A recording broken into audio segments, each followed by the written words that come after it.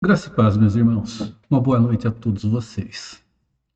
Há algumas semanas atrás, um jovem passou por uma situação de grande angústia. As reportagens mostraram assim.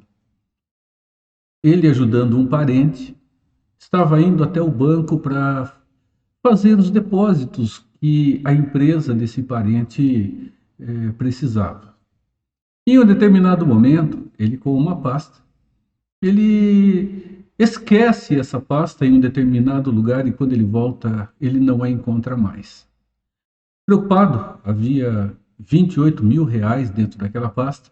Ele já estava pensando em vender o carro que tinha para poder ressarcir o seu parente, para poder devolver o valor que estava sob a sua responsabilidade. O telefonema muda tudo. Alguém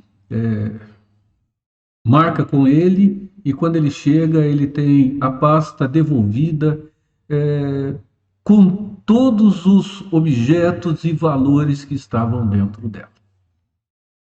Foi uma atitude de grande surpresa por parte desse rapaz. A pergunta que fica para nós: se a pessoa que encontrou aquela pasta com os valores dentro dela tivesse ficado com ela, teria quebrado o 8º mandamento da lei de Deus, o não furtarás?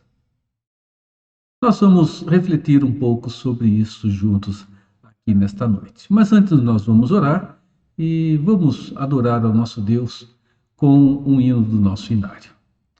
Pai, nós agradecemos ao Senhor mais uma vez pela oportunidade de estudo da Tua Palavra. Te damos graças, Senhor, porque o Senhor tem sido o sustento da nossa vida. E hoje nós descobrimos isso, Senhor, que, afinal de contas, toda a nossa vida sempre foi guardada, protegida e sustentada pelo Senhor. E somente depois que o Senhor se revelou a nós, é que pudemos ter esta consciência. E é o que nós pedimos agora. Ajude-nos a valorizar, Senhor, a grandiosidade desse cuidado com a vida de todos nós. Continue a abençoar, Senhor, os nossos irmãos que estão adoecidos, a dar-lhes melhora, Senhor, e a fortalecer tantos lares que estão enlutados. Console, Senhor, a todos eles. Oramos, Pai, na confiança desse cuidado, em nome de Jesus. Amém. Nós já voltamos para estudar a palavra do nosso Deus.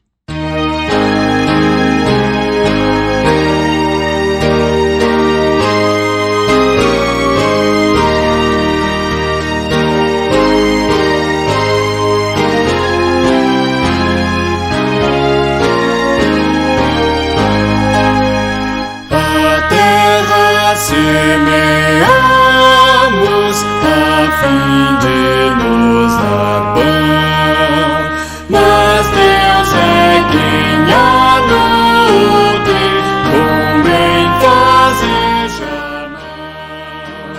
É Deus quem manda o frio, o inverno e o verão, a chuva, o doce orvalho e a fresca viração. De todo bem a fonte é o nosso bom Senhor. Louvai a Deus por todo o seu amor. O Criador de tudo, que em toda parte está. Colore a flor silvestre e a estrela ao brilho dá. Os ventos lhe obedecem e o bravo mar também. As frágeis avezinhas o seu cuidado tem. De todo bem a fonte é o nosso bom Senhor. Louvai a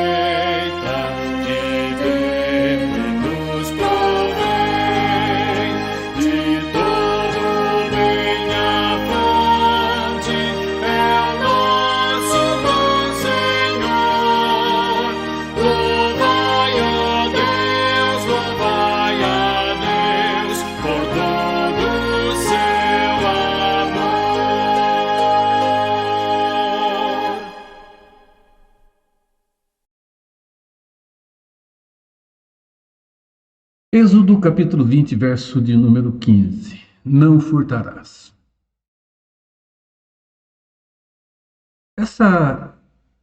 Esse aspecto da lei moral de Deus, qual é a abrangência dela dentro do propósito real que Deus tinha em seu coração quando a revelou ao seu povo no passado e a preservou até nós nos dias de hoje?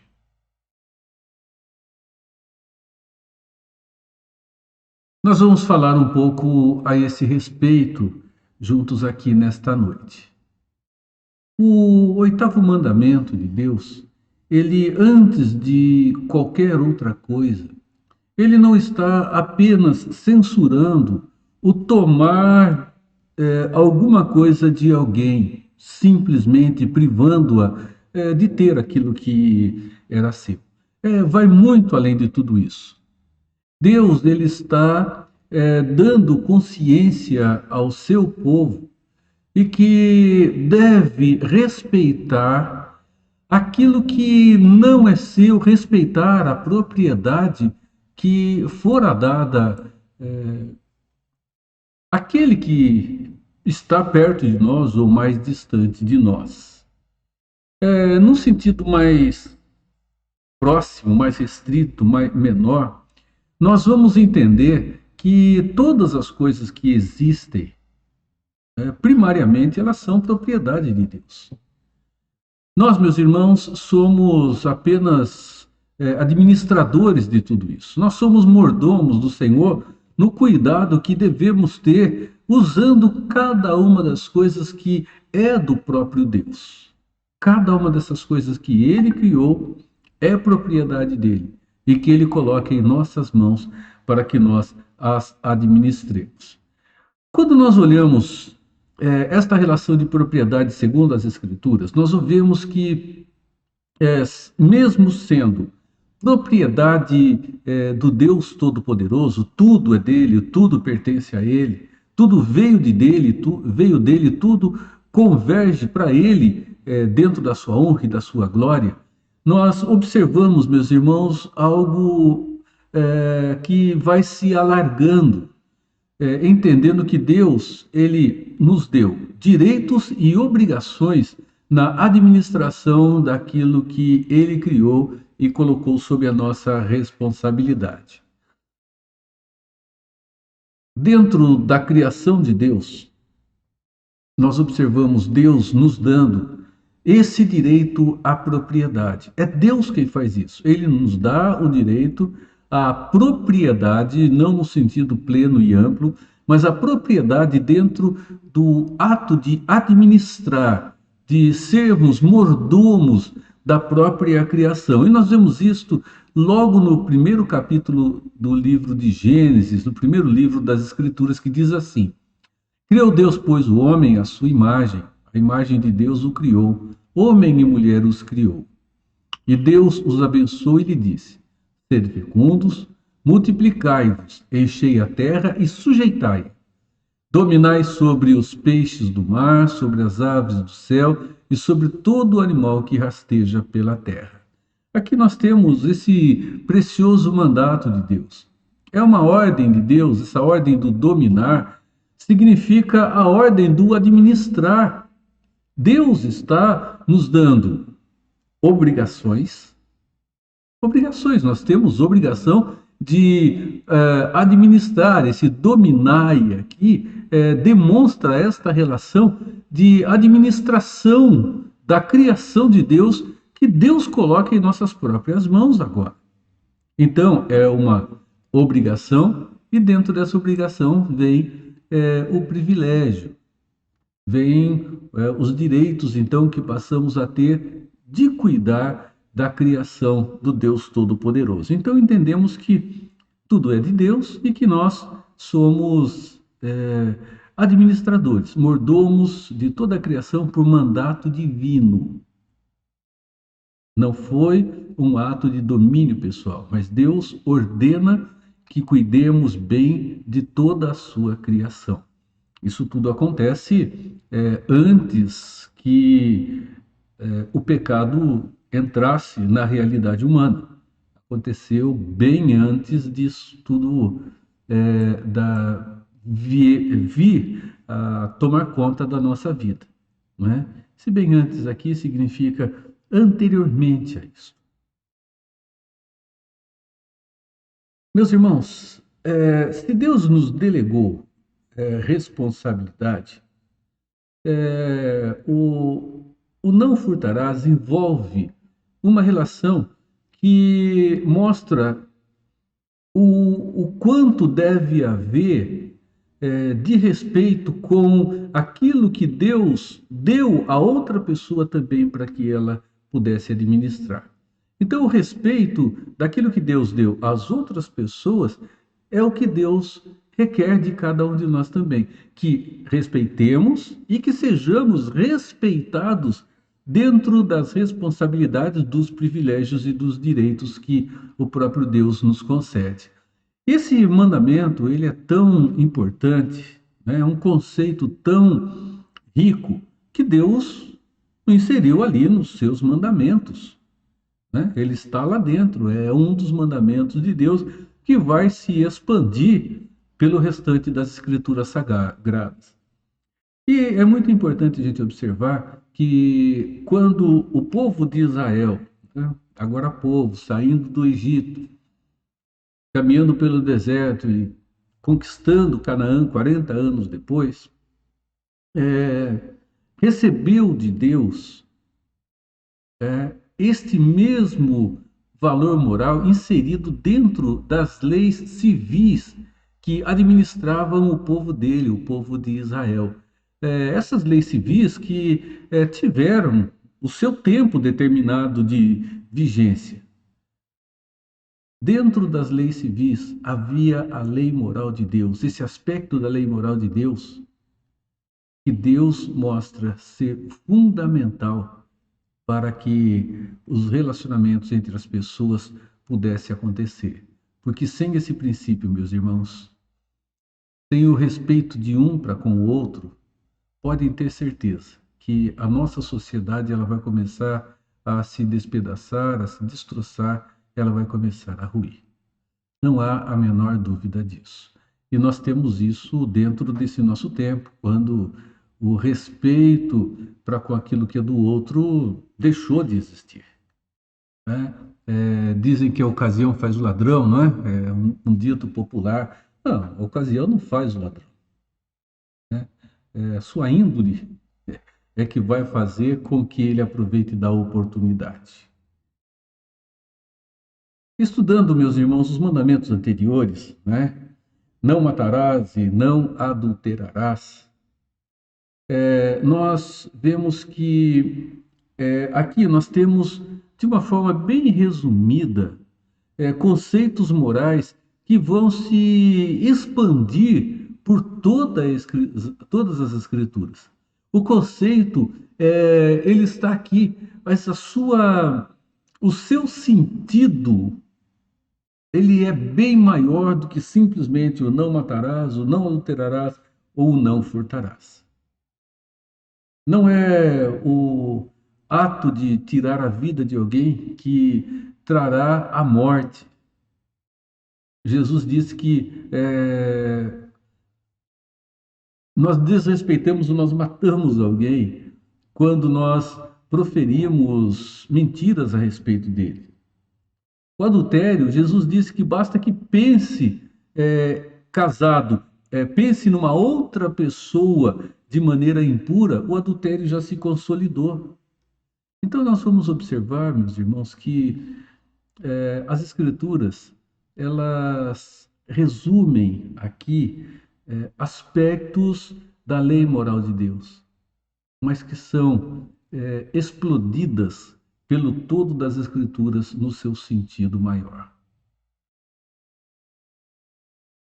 Os deveres relacionados com a honestidade não dizem respeito a uma classe política apenas, nem mesmo a um segmento qualquer da sociedade, mas ao dever que todos têm de viver honestamente perante Deus, sem levar vantagem indevida sobre o seu semelhante.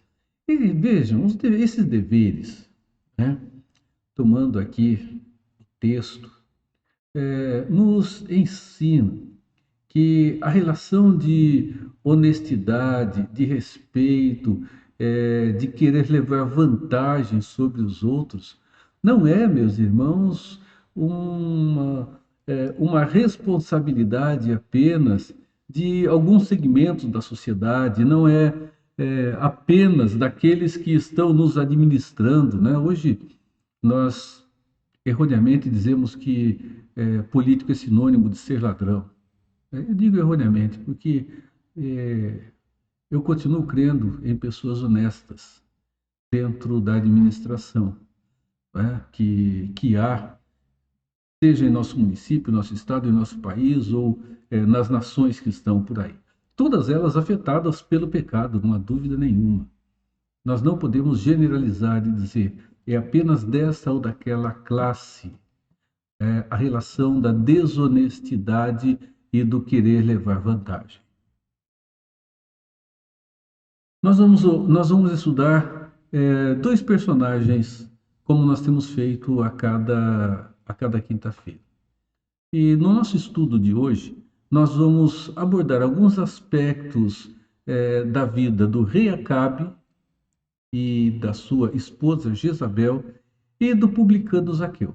Nós vamos analisar alguns aspectos da vida e do comportamento dessas duas pessoas, ou dessas três pessoas aqui no caso. Nós vamos começar com Acabe e Jezabel. Esses dois, não é, eram um casal que eles eram maus, eles eram violentos e eles não eram honestos em tudo aquilo que precisavam fazer. Né? Aí já conhecemos um pouco da história de Acabe e nós vimos anteriormente que ele liderou o povo na quebra do primeiro mandamento: não terás outros deuses diante de mim. Ele quebra o primeiro mandamento, levando o povo de Israel nesse caminho. E, meus irmãos, não foi apenas um mandamento quebrado por Acabe quando ele induz o povo à idolatria. Assim como quando nós falamos de Davi, ele não quebrou apenas um mandamento, não é? Ele não quebrou, ele não simplesmente cometeu um adultério. Mas, meus irmãos, mesmo que não tenha sido direto, de maneira direta, as Escrituras dizem que, além de adulterar, de adúltero, ele foi um assassino também. Porque Urias é morto pela mão de Davi, segundo as Escrituras, porque dele veio a ordem para que Urias fosse colocado numa posição em que ele pudesse ser, obviamente, morto. Então, Acabe também quebra mais de um mandamento. E no primeiro livro dos Reis, nós vamos encontrar uma história bem particular. A história de Acabe se interessando pela vinha do seu vizinho, Nabote. Nabote tinha sua vinha, era uma herança que ele recebeu do seu pai, e Acabe, ele bota o olho ali, porque estava do lado, queria fazer uma horta, e ele vai fazer ofertas a Nabote. Ele oferece dinheiro, né? Preço até que podemos dizer justo, ele oferece troca pela propriedade, mas Nabote, no seu direito, ele resolve não vender. Afinal de contas, era uma herança. Ele não queria vender a sua herança, né? E nós observamos que o resultado foi o entristecimento de Acabe. Ele fica triste, ele não quer comer, passa a noite em claro. E Jezabel, olhando para isso, ela vai dar um jeitinho para que o caminho ficasse livre, para que o seu esposo, Acabe, pudesse então tomar conta da vinha de Nabote, da propriedade dele, que era o que ele tanto queria. E, meus irmãos, ela bola um plano e Acabe vai atrás dos planos dessa mulher, segue os seus conselhos e acaba se apossando da terra do seu vizinho, da terra de Nabote. Irmãos, é interessante que o que aconteceu ali vai nos ensinar que o pecado, ele, entre aspas, não nasce pronto. Foi assim com esse homem. O pecado não nasceu pronto. Ele quis muito aquela área, queria fazer ali sua horta. Ele tenta negociar e não dá certo, mas ele não se contenta com isso. Ele fica triste porque queria aquela área, porque queria aquela terra. Irmãos, querer alguma coisa não significa pecar quando se quer, mas quando se quer aquilo que é do outro e é incomodado de tal forma que começa a pensar em maneiras de adquirir aquilo de qualquer forma, aí um perigo começa a se instalar.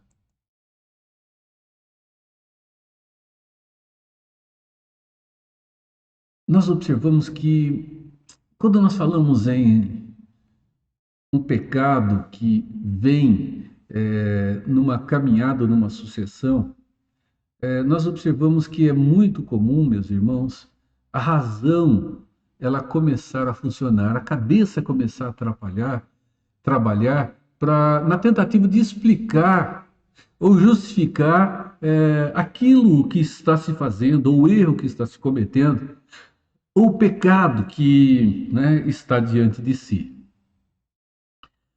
Nós temos, meus irmãos, na vida de Acabe isso acontecendo. Né? Veja, primeiro, Jezabel argumenta com o rei sobre a sua autoridade real. Começa por aí. Né? Ele queria, estava triste. Jezabel chega, vai lá e conversa com o rei. Ela diz ao rei algo mais ou menos assim. Né? É o rei ou não é? Se é o rei ou é um saco de batata? Né? Não tem um popular, né? Se é um homem ou um saco de batata? Cadê a sua autoridade masculina? Né? Jezabel faz a mesma coisa. Cadê a sua autoridade real? Você é o rei ou não é o rei? Você é quem manda ou não é quem manda? Vejam as consequências. Jezabel, sua mulher, disse: Governas tu com efeito sobre Israel? Levanta-te, come e alegres teu coração. Eu te darei a vinha de Nabote, o jezreelita. Né? Como rei, como você pode se sujeitar à vontade de uma das pessoas que, afinal de contas, te servia, né? Porque pagava os impostos. Como rei, como é que você pode se sujeitar se é o rei ou não é o seu Acabe? É ou não é? Não, se é, toma uma providência. Se não é o rei, então larga do trono. Meus irmãos, pensando dessa forma, o conceito de poder que Acabe passou a ter é algo que se torna muito perigoso na vida de qualquer pessoa quando ela é desafiada dentro do que entende ser a sua autoridade ou o seu poder. E essa maneira de pensar colocaria Acabe de uma forma que o seu poder seria um poder acima de tudo. Né? Eu sou o rei e simplesmente eu faço aquilo que eu bem entendo da maneira como eu bem quero. Significa, meus irmãos, que a sua vontade, o seu querer, a sua autoridade, ela poderia passar até mesmo por cima dos valores que Deus havia estabelecido, ou a lei moral que Deus havia dado ao povo. Infelizmente, meus irmãos, Pensamentos assim, eles tentam tomar conta da nossa mente, tentam tomar conta de nós. Pensamentos assim tendem a nos envolver. Afinal de contas, se eu não é o responsável, afinal de contas, eu não tenho autoridade, afinal de contas, eu posso ou eu não posso. E em cima disso tem se partido para um desrespeito grande com a vida das pessoas que estão próximas de nós ou daquelas que estão sob a nossa responsabilidade em algum grau. Diante da quebra dessas leis, normalmente há uma soma de explicações para tentar justificar o ato que se cometeu, né? Não é estranho isso acontecer. Por que você fez? Bem, eu fiz e aí vem as explicações. As explicações então começam a aparecer. Eu fiz porque o nosso tempo não é muito diferente. E nós, com certeza, nós racionalizamos as situações diante de nós e tentamos dar sentido ao nossos atos através dessas explicações. Nossos atos equivocados com relação ao que temos chamado de lei moral de Deus, ou a vontade de Deus conhecida dentro do todo das Escrituras Sagradas. Por exemplo, mas eu tenho necessidades, né? Então, foi a necessidade que me fez tomar esse posicionamento. Ou, eu estou tirando de quem tem, isso não tem problema, ele tem muito, né? Ele tem bastante, então não tem problema, eu preciso. E, afinal de contas, né, eu sou meio Robin Hood, eu tiro do rico para dar para os pobres, eu tiro de quem tem, né, para ficar um pouco comigo e eu até distribuo para as pessoas que precisam. Ou então, não, isso não é roubo. São contribuições para a ação social, né? São contribuições para ajudar alguém.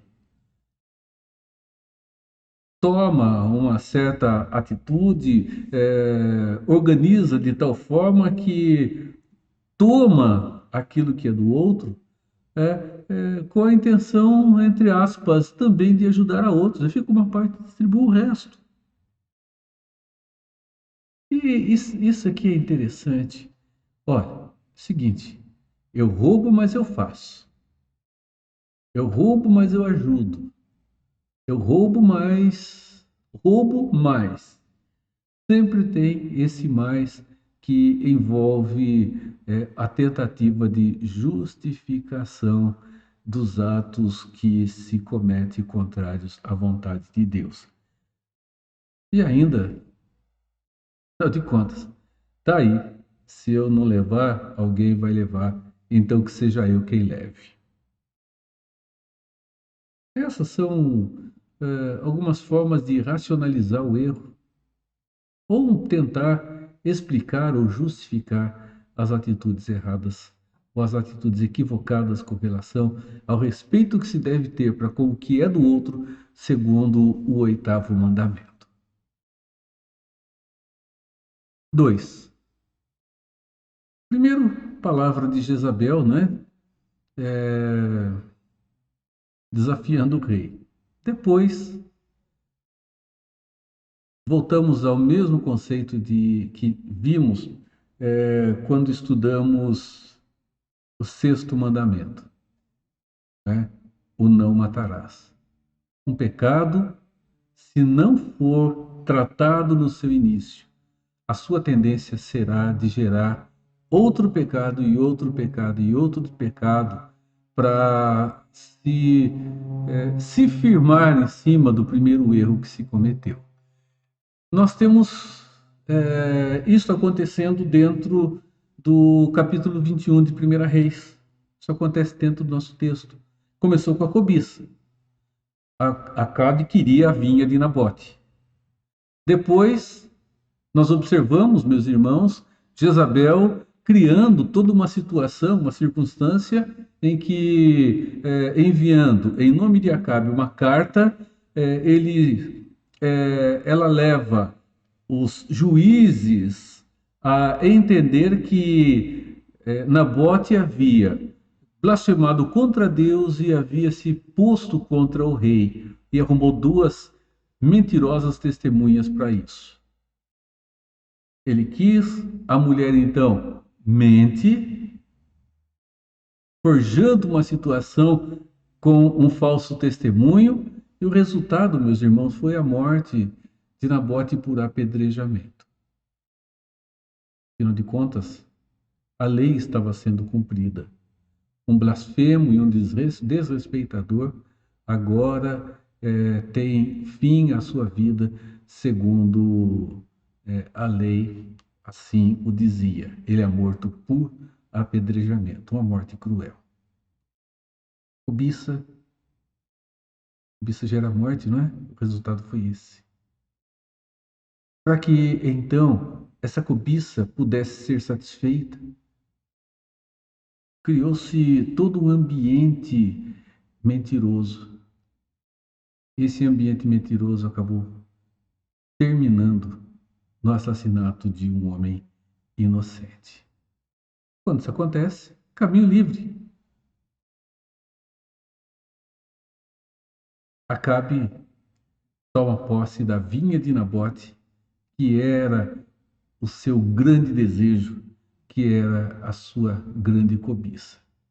Meus irmãos, cuidado, porque aquilo que aparentemente é um ato inocente de pecado, um ato inconsequente, leva qualquer pessoa, filha de Deus, ao afastamento da sua comunhão com Ele.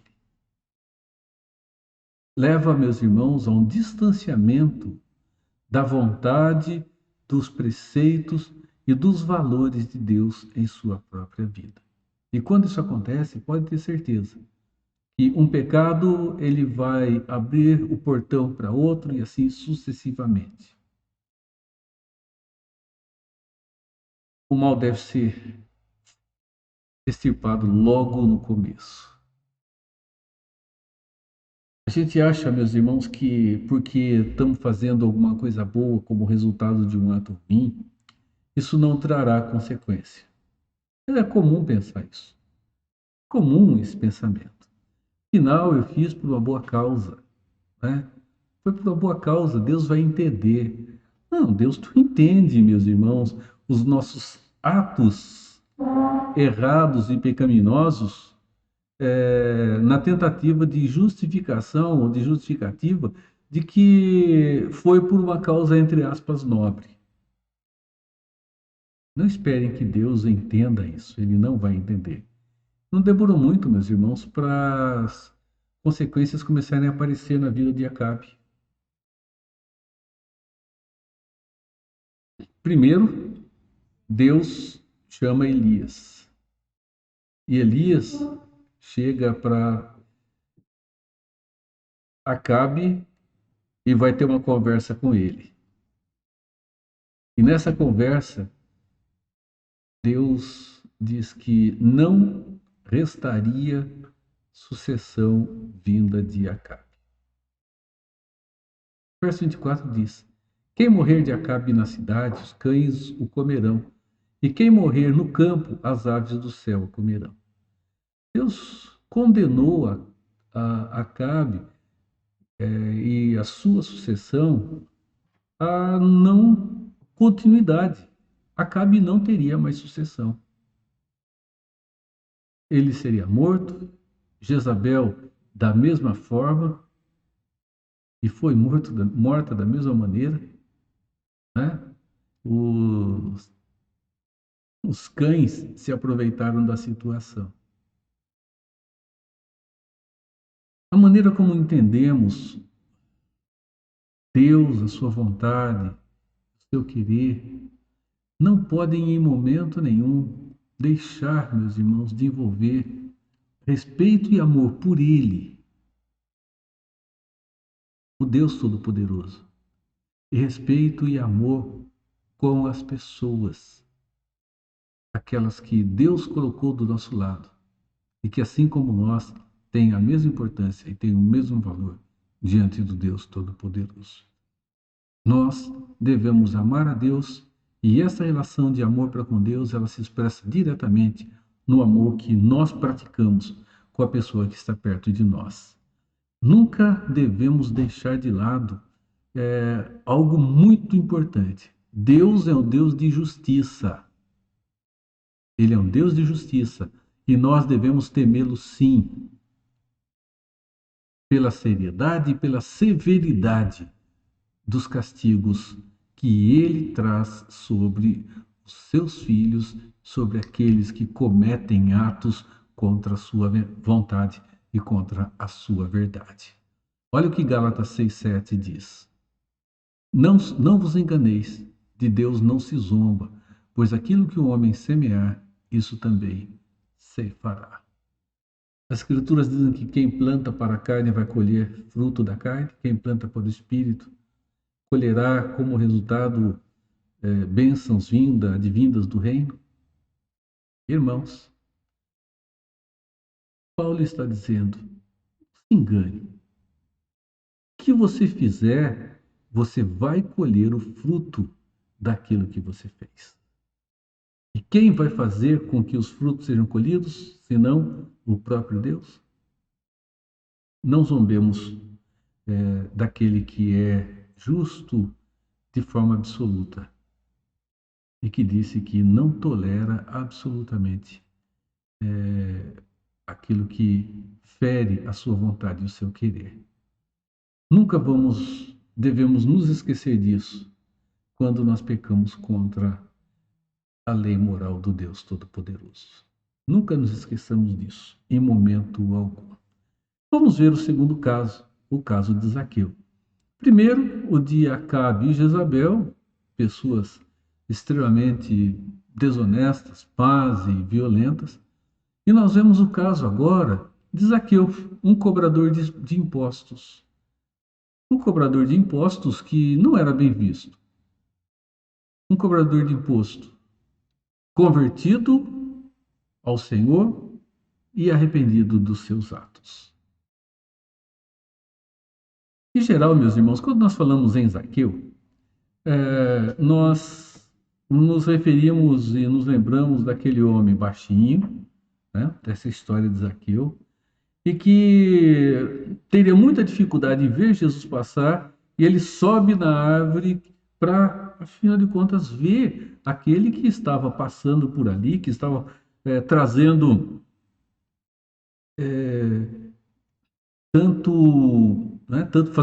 trazendo tanto tumulto no meio das pessoas, estava chamando tanto a atenção. Meus irmãos, não há dúvida nenhuma que Zaqueu também foi alguém que quebrou o 8º mandamento. Não há dúvida nenhuma. Olhamos para Acabe, vemos que Acabe quebra o mandamento de Deus, tomando posse da vinha de Nabote. E faz isso depois de um plano maligno elaborado pela sua esposa, e ele então consente em tudo isso, e o resultado final é um peso da mão de Deus sobre ele. Zaqueu, da mesma forma, foi alguém que quebrou o mandamento da lei de Deus. E é interessante que Jesus o chama de filho de Abraão. A expressão filho de Abraão significa que Zaqueu foi alguém que estava na lista dos escolhidos de Deus. Alguém que estava entre os eleitos do Deus Todo-Poderoso. Veja só, Jesus disse a ele: hoje houve salvação nesta casa, porque também este é filho de Abraão. E nós temos aqui um homem que nos chama a atenção, não pelo seu ato de maldade, não pela quebra do mandamento, não por ser um baixinho que subiu na árvore para ver Jesus, mas por ser um pecador arrependido diante das suas ações. Quando a revelação está diante dos seus olhos e ele é chamado agora à vida pela santa revelação de Deus, que é a pessoa de Cristo Jesus. Um homem que sai de uma situação para outra, ele saiu de contraventor para um cumpridor da lei. É evidente, se o homem, segundo os conceitos da sua época e segundo a maneira como eles eram vistos, era alguém que extorquia, era alguém que usava a lei simplesmente em seu favor. E ele passa de uma condição a outra.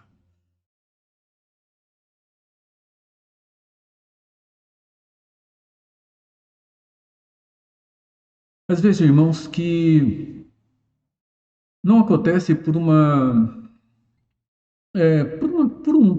ação pessoal simplesmente. Ele é movido pelo Espírito Santo, com certeza.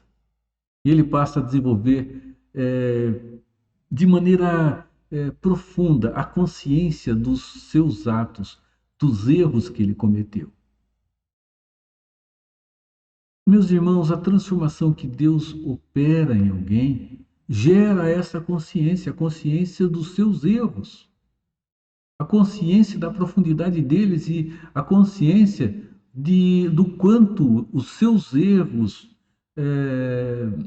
são pesados na balança diante do Deus Todo-Poderoso. Meus irmãos, é muito importante nós observarmos o que aconteceu com Zaqueu. Porque ele passa a ter a noção do seu pecado, ele passa a ter conhecimento da verdade, mas ele não fica simplesmente na teoria, ele não fica simplesmente na relação da convicção. Quando ele tem essa consciência, ele age em cima dela.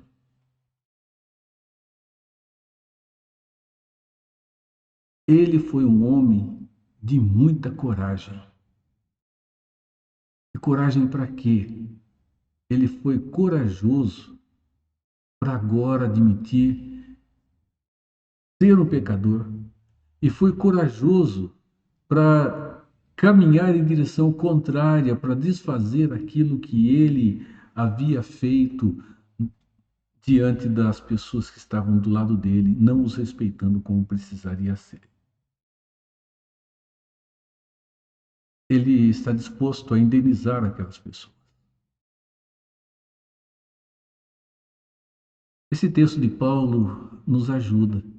Paulo diz o seguinte, escrevendo a Timóteo: de fato, grande fonte de lucro é a piedade com contentamento. Porque nada temos trazido para o mundo, nem coisa alguma podemos levar dele. Tendo sustento e com que nos vestir, estejamos contentes. Ora, os que querem ficar ricos caem em tentação e cilada, e muitas concupiscências, e em muitas concupiscências insensatas e perniciosas, as quais afogam os homens na ruína e perdição. Porque o amor ao dinheiro é a raiz de todos os males, e alguns nesta cobiça se desviaram da fé e a si mesmo se atormentaram com muitas dores. Meus irmãos, tomando de forma generalizada a ideia, as atitudes desonestas, infiéis para com Deus e imorais, elas são motivadas por um apego muito grande àquilo que é material, aos bens materiais. E aí o topo de tudo isso está o dinheiro.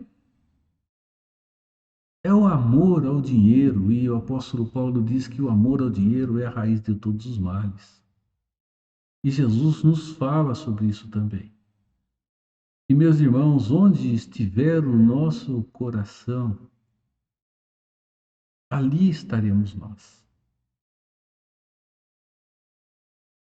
Normalmente, meus irmãos, um ato de desonestidade, geralmente, está envolvida a um apego demasiado aos bens materiais e ao dinheiro, que pode comprar aquilo que materialmente sequer. As Escrituras não dizem que dinheiro é ruim, não. Ela diz que o amor ao dinheiro é o começo dos males no coração de alguém. O princípio que foi demonstrado aqui pelo baixinho Zaqueu, né, toma uma direção contrária, porque ele chega e ele se conscientiza do que fez e diz: eu estou disposto a restituir essas pessoas. E a gente vai observar que o nosso tempo, um tempo capitalista, mercantilista, um tempo muito voltado ao acúmulo de bens, tem feito com que esse tipo de atitude, a de Zaqueu, vá desaparecendo ou vá diminuindo dentro do nosso tempo. A história de Zaqueu nos ensina algumas coisas. Primeiro, Jesus não hesitou em declarar a salvação de Zaqueu através de uma evidência. Não, ele não hesitou absolutamente em momento nenhum em fazer essa declaração. Depois de ter se arrependido, Jesus disse: esse é filho de Abraão, houve salvação nessa casa. E o ato de arrependimento de Zaqueu foi demonstrado através de ação. Eu decido restituir 4 vezes mais, eu devolvo aquilo que defraudei. Ele teve uma ação. E se nós não tomarmos cuidado, nós vamos ficar somente na convicção, somente nas palavras, e nós deixaremos de agir como precisa acontecer.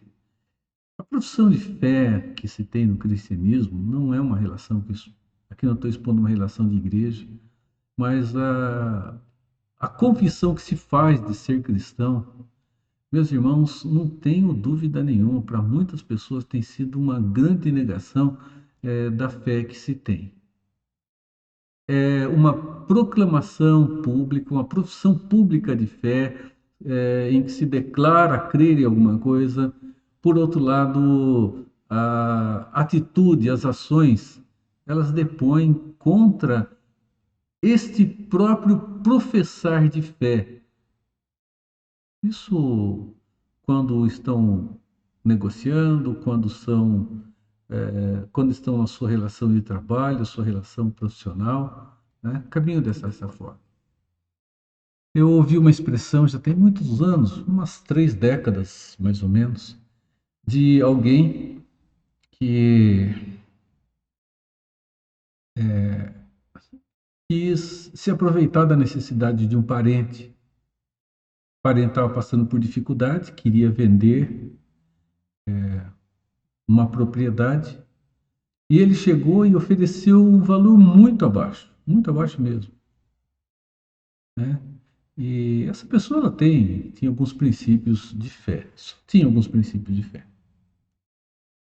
E alguém foi adverti-lo, e ele disse: família é família, negócios à parte. Ele fez uma separação, mostrando que existe valor moral para uma situação e valor moral para outra situação. Irmãos, não é o que Deus nos afirma. E muitas pessoas crentes em Cristo Jesus, que têm professado isso, têm tomado atitudes desonestas no seu trabalho, na sua profissão, nas suas negociações. Isto quebra o 8º mandamento, quando diz que nós não devemos furtar. Porque furtar não representa apenas tomar alguma coisa de alguém, mas quando o direito de alguém é desrespeitado, segundo as Escrituras, isto representa num furtar segundo o valor que Deus estabelece dentro das Escrituras.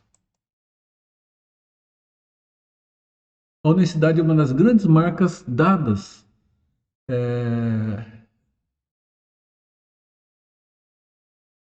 aos não cristãos, de que somos diferentes e que temos também um Senhor diferente. A honestidade é uma marca que os não cristãos veem Essa é uma grande marca que eles veem, né?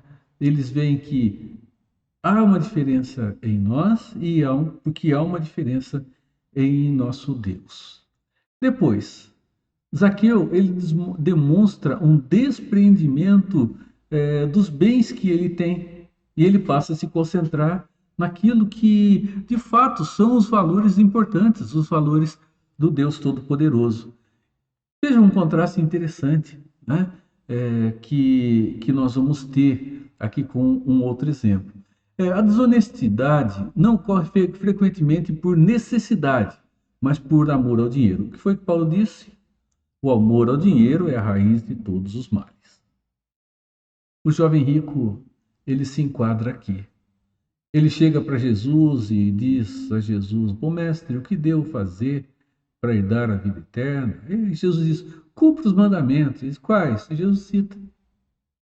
Ele diz: Mas tudo isso eu tenho feito desde que eu sou pequenininho. E Jesus diz: Só falta uma coisa a você.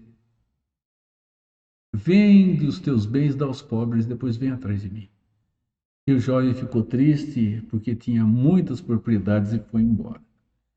Irmãos, o apego aos bens materiais, o amor colocado ali, o tesouro estando lá, o coração também estará. Se o coração também estará lá, meus irmãos, a vida estará. Aquele jovem ficou muito triste quando Jesus disse que ele precisava abrir mão dos seus bens. Vejam, ele fica triste por abrir mão dos bens. Zaqueu fica feliz porque podia agora abrir mão dos seus bens em direção às pessoas que ele entende poder ter fraudado. É importante nós entendermos que o que aconteceu ficou. Porque, meus irmãos, não existe nenhuma situação que envolva pecado que Cristo não tenha ali a bênção manifesta para solucionar. Foi o que ele disse para Zaqueu? Porque o Filho do Homem veio buscar e salvar o perdido. Zaqueu não, né? As pessoas que estavam contestando-no ali por estar entrando e comendo na casa do publicano. Muitas pessoas olhavam para Zaqueu como aquele pecador que não tem recuperação. Muita gente olhou assim. E é interessante que até hoje muitos pensamentos caminham nessa direção, né? Olha, é tão ruim que para ele não tem salvação. É tão ruim que não tem o que possa trazer mudança para a sua vida. Irmãos, todos estão numa mesma situação diante de Deus. Nós nunca podemos perder de vista que diante de Deus todos nós estávamos na mesma situação. Podíamos não cometer os mesmos atos diante da sociedade, mas aos olhos de Deus nós éramos combustíveis do inferno. Todos nós. O que fez diferença disso foi a graça de Deus manifesta através de Cristo Jesus, que trouxe transformação à nossa vida. Nós éramos tão ruins quanto qualquer outros aos olhos de Deus, apenas com pecados cometidos de forma diferente. Deus vai, segundo as Escrituras, claro, julgar a cada um com o peso certo. Mas, irmãos, todos nós condenados ao mesmo destino eterno, condenados eternamente a sofrermos a ira do Deus Todo-Poderoso.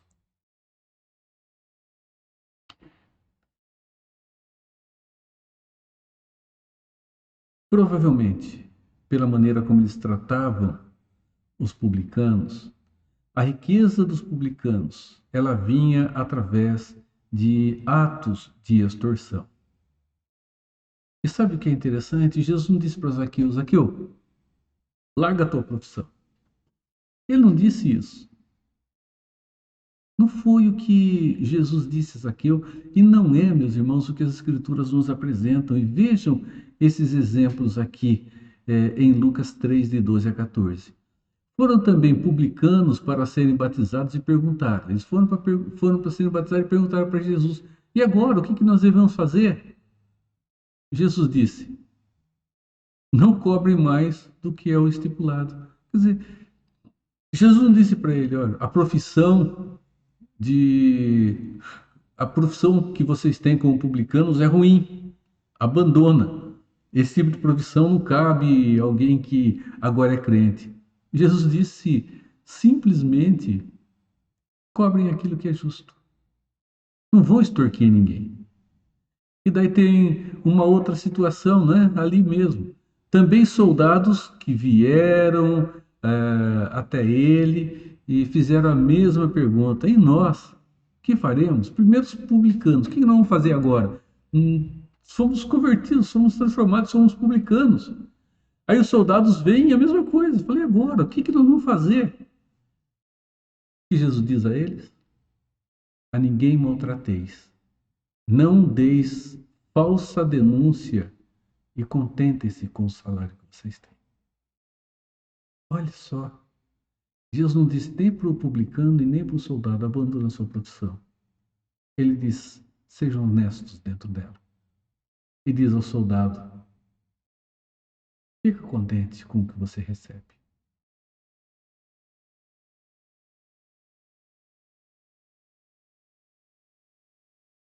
E hoje, meus irmãos, hoje a situação envolve a nós. Nós não somos Acabe, não somos Zaqueu.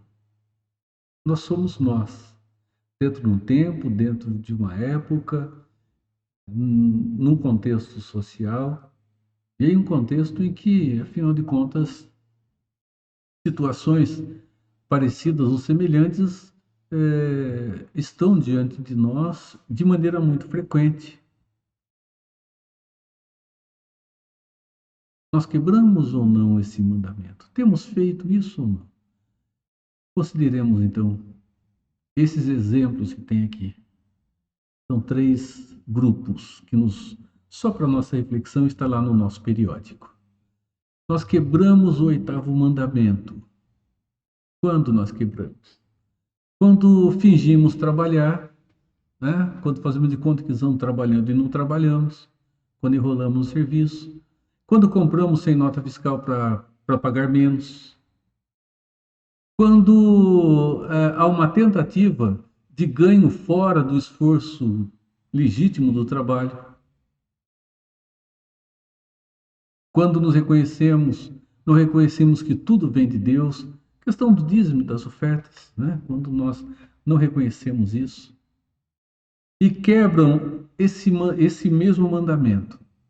Todos aqueles que adulteram pesos e medidas, ou a própria mercadoria enganando as pessoas que vêm comprar.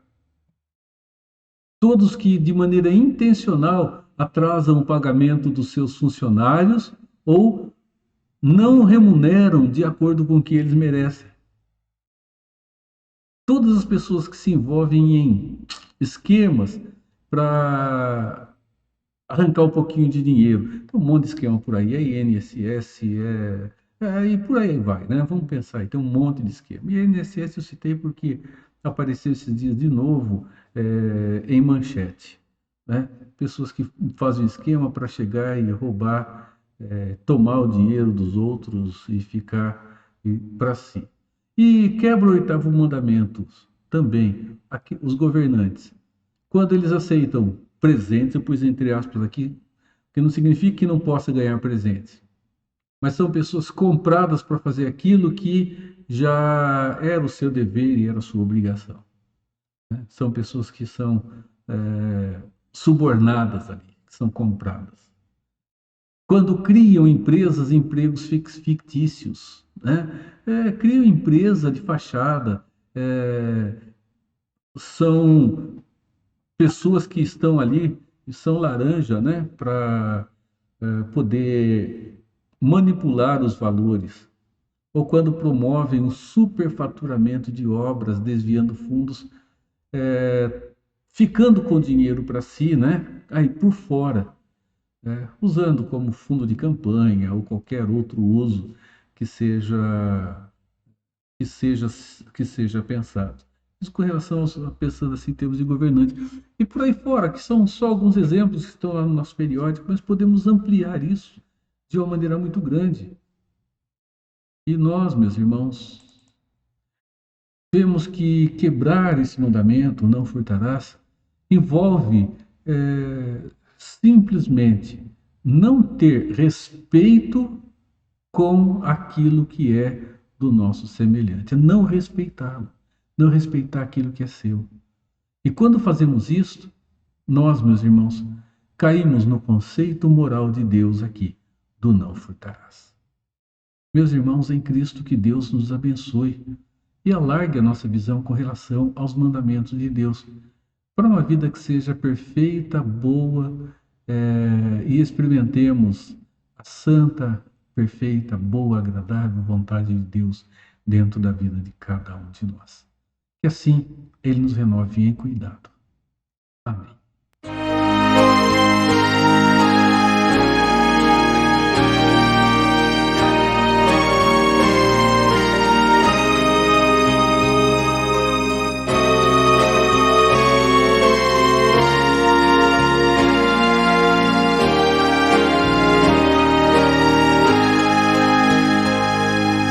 Finda-se este dia que meu Pai me deu, sombras vespertinas cobrem já o céu.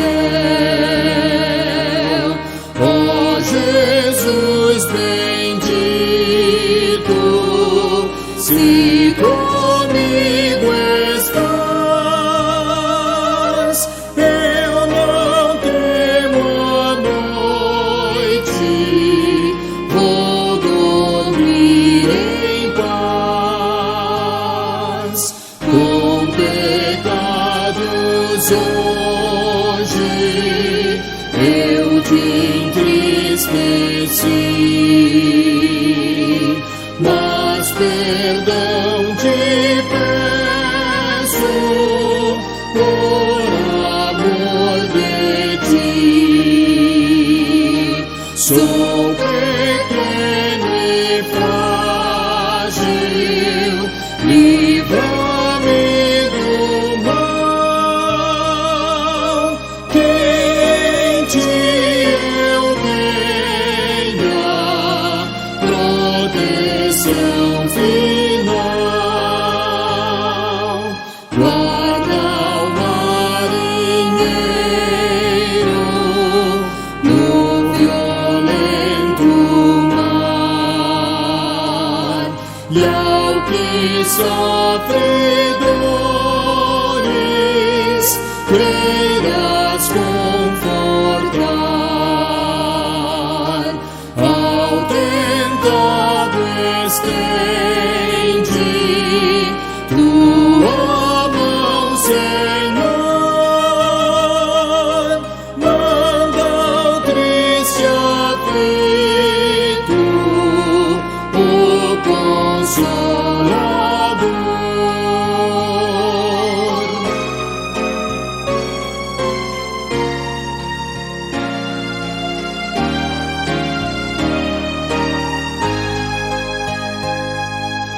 Pelos pais e amigos, pela santa lei, pelo amor divino, graças te darei.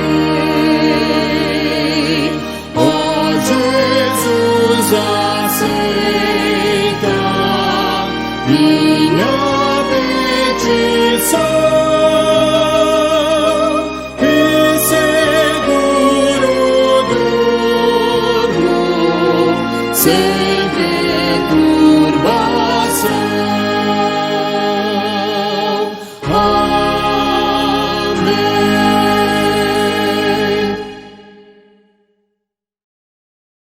Meus irmãos, vamos encerrar. Nosso Deus,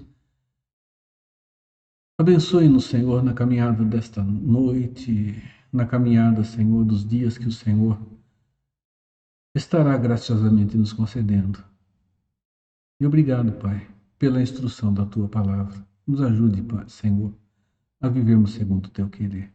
Assim oramos em nome de Jesus.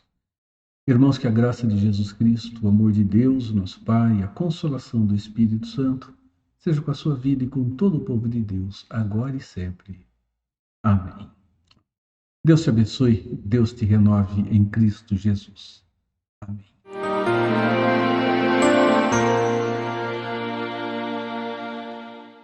A violência choca a todos nós brasileiros. A violência está nas ruas. A violência está dentro de casa.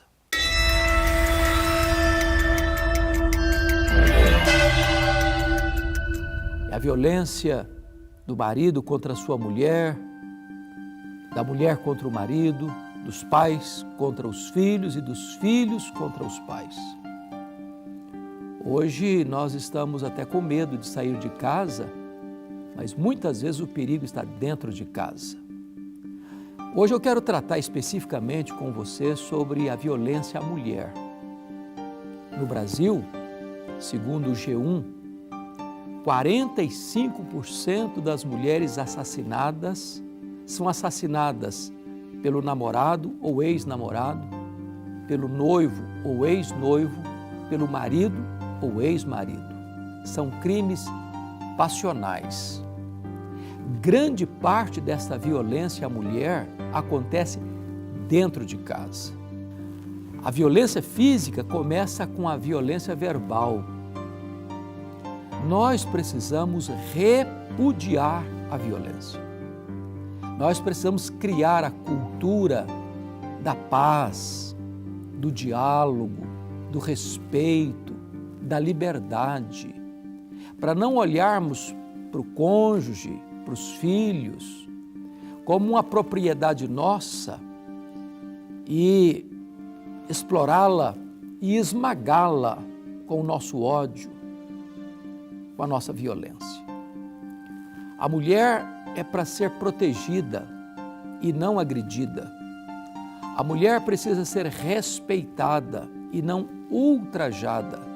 O homem foi criado para amar a mulher, respeitar a mulher, cuidar da mulher e proteger a mulher, em vez de agredi-la com palavras, agredi-la fisicamente e até mesmo ceifar a sua vida. É hora de nós mudarmos a cultura no nosso país. É hora de nós valorizarmos o ser humano, de respeitarmos a vida e criarmos a cultura do amor e não do ódio.